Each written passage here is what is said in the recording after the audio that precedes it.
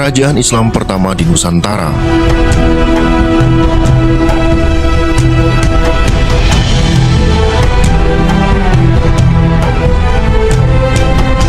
Sumatera merupakan wilayah Nusantara yang paling awal mendapatkan pengaruh Islam melalui jalur perdagangan. Wilayah ini juga menjadi tempat kemunculan kerajaan-kerajaan Islam paling awal di Nusantara. Tapi sebelum lanjut nonton, silahkan subscribe dan klik tanda lonceng untuk berlangganan secara gratis video-video terbaru dari kami. Mari kita bangun channel sederhana ini bersama-sama. Silahkan share video ini untuk teman-teman Anda yang lain. Kerajaan Islam pertama yang muncul di Nusantara adalah Kesultanan Perlak. Kesultanan ini muncul pada abad ke-9 dan bertahan hingga akhir abad ke-13. Terdapat bukti-bukti yang menunjukkan eksistensi Kesultanan Perlak sebagai kerajaan Islam pertama. Di antaranya adalah Naskah Idar al-Haq karya Abu Ishaq Makarani, Naskah Tazkirah Tabat Jumus Sultan As-Salatin karya Syekh Syamsul Bahri Abdullah Al-Ashi, dan Naskah Silsilah Raja-Raja Perlak dan Pasai karya Sayyid Abdullah ibn Sayyid Habib Saifuddin.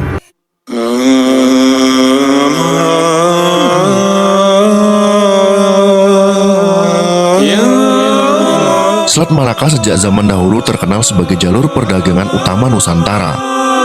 Pedagang dari berbagai penjuru dunia berlayar melalui selat tersebut untuk melakukan perdagangan. Dari selat-selat tersebut masuklah ajaran agama-agama baru ke Nusantara. Sebelum berdirinya Kesultanan Malaka, pelayaran Selat Malaka tidak melalui pantai Semenanjung Malaka, melainkan melalui sisi barat Selat Malaka, menyisiri pantai-pantai Sumatera. Kota pelabuhan terpenting pada waktu itu adalah Melayu, yang terletak di muara Sungai Batanghari, Jambi.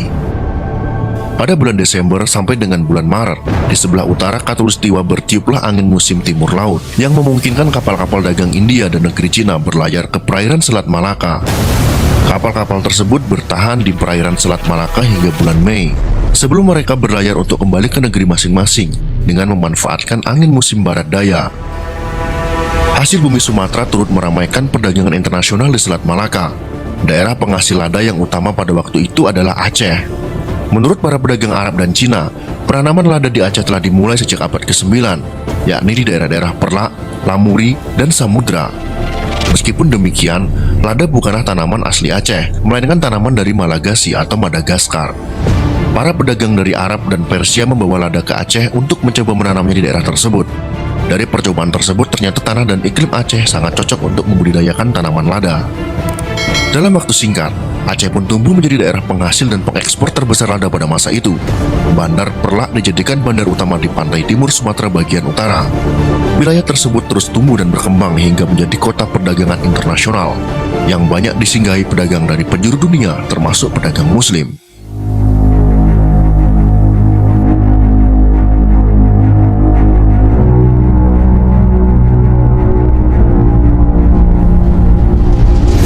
Nama Perlak diambil dari nama kayu perlak. Kayu jenis ini merupakan kayu khas daerah Perlak. Atas dasar inilah, kemudian daerah penghasil kayu perlak disebut dengan negeri Perlak. Setelah perdagangan semakin ramai di Selat Malaka, maka pedagang-pedagang pun menyebut negeri Perlak sebagai Bandar Perlak. Kitab Negara Kertagama menyebut negeri itu dengan nama Perlak. Sementara Marco Polo yang berkunjung ke negeri itu pada tahun 1292 mencatatnya dengan nama Negeri Verlek. Sebelum berdirinya Kesultanan Perlak, di wilayah Perlak telah berdiri sebuah kerajaan bercorak Hindu-Buddha yang sederhana, yang bernama Kerajaan Perlak. Raja yang berkuasa di kerajaan ini bergelar Melurah, yang berarti Maharaja. Perlak semakin berkembang ketika dipimpin oleh Pangeran Salman, seorang pangeran yang memiliki darah Kisra Persia. Putri dari Pangeran Salman kemudian menikah dengan Mahmud Ja'far Shiddiq, seorang pendakwah dari negeri Arab, yang nantinya akan menurunkan pendiri Kesultanan Islam pertama di Nusantara. Berdasarkan Naskah Idhar al-Haq, sekitar tahun 790 Masehi, sebuah kapal layar berlabuh di Bandar Perlak. Kapal tersebut membawa 100 juru dakwah yang dipimpin oleh nahkoda dari Khalifah Abbasiyah. Kapal itu datang dari Teluk Kambai, Gujarat, dan berlabuh di Bandar Perlak. Salah seorang juru dakwah tersebut bernama Ali ibn Muhammad Ja'far Shiddiq. Ia adalah seorang muslim Syiah yang melakukan pemberontakan kepada Khalifah Al-Ma'mun. Namun usahanya itu menemui kegagalan. Akibatnya ia diperintahkan untuk berdakwah keluar dari negeri Arab sebagai hukumannya. Setelah beberapa waktu berdakwah di Bandar Perlak, Ali ibn Muhammad Ja'far Shiddiq menikah dengan putri istana Perlak. Putra pertama dari hasil pernikahan itu bernama Syed Maulana Abdul Asyah. Ia berhasil mendirikan Kesultanan Perlak pada tahun 840 Masehi sebagai Kesultanan Islam pertama di Nusantara. Setelah berhasil mendirikan Kesultanan Perlak, ia memperoleh gelar Sultan Alaiddin Syed Maulana Abdul Aziz Shah.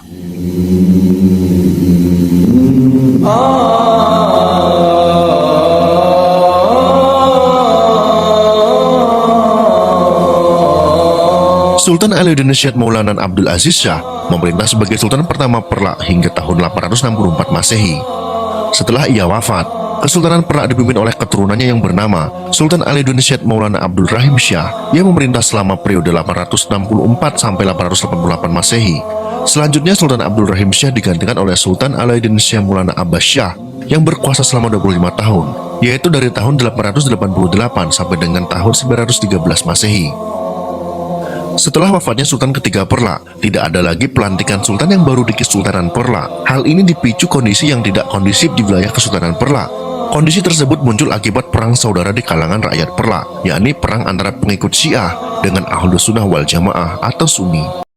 2 tahun berselang, ketika konflik antara aliran sudah mulai mereda, Syed Maulana Ali Mugayyad Shah dilantik sebagai Sultan baru Kesultanan Perlak. Ia hanya memerintah dalam waktu yang relatif singkat, pemerintahannya hanya bertahan 3 tahun. Pada tahun 918, di akhir masa pemerintahan Sultan Ali Mugayyad, konflik antara Syiah dan Sunni kembali muncul ke permukaan. Dalam konflik kedua itu, kaum Sunni memperoleh kemenangan, sehingga Sultan yang akan berkuasa selanjutnya berasal dari kaum Sunni. Sultan pertama Kesultanan Perlak yang berasal dari golongan Sunni bernama Sultan Makhdum Alauddin Malik Abdul Qadir Shah Johan berdaulat. Ia memerintah pada tahun 928 sampai dengan 932 Masehi. Setelah Sultan pertama itu wafat, ia digantikan oleh Sultan Makhdum Alauddin Malik Muhammad Amir Shah Johan berdaulat yang memerintah dalam waktu cukup lama, yaitu mulai tahun 932 sampai dengan 956 Masehi.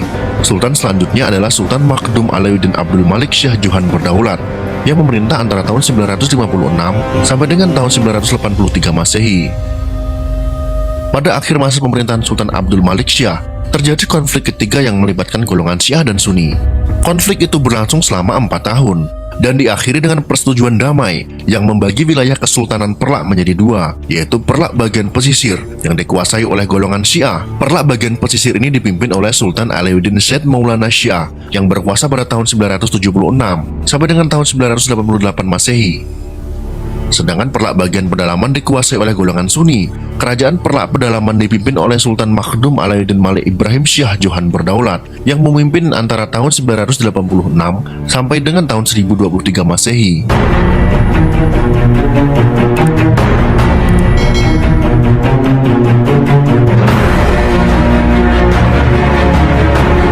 Pada tahun 986 Masehi, Kerajaan Sriwijaya yang bercorak Buddha di Nusantara menyerang Kesultanan Perlak pesisir. Peperangan hebat pun pecah yang melibatkan pasukan kedua kerajaan tersebut. Dalam perang ini, Sultan Perlak pesisir, yaitu Sultan Alauddin Syed Maulana Muhammad Shah gugur dalam peperangan. Pasca gugurnya Sultan Perlak pesisir, wilayah Kesultanan Perlak secara keseluruhan akhirnya dikuasai oleh Sultan Perlak pedalaman yang beraliran Sunni. Kehadiran pasukan Sriwijaya di wilayah Perlak segera direspon oleh Sultan Malik Ibrahim Shah dengan mengobarkan semangat rakyat Perlak untuk melawan Sriwijaya. Pertempuran besar pun terjadi selama bertahun-tahun. Perang antara kedua kerajaan itu baru berakhir pada tahun 1006 Masehi, ketika Sriwijaya memutuskan mundur dari pertempuran untuk bersiap menghadapi serangan Raja Dharma Wangsa dari Kerajaan Medang di Jawa.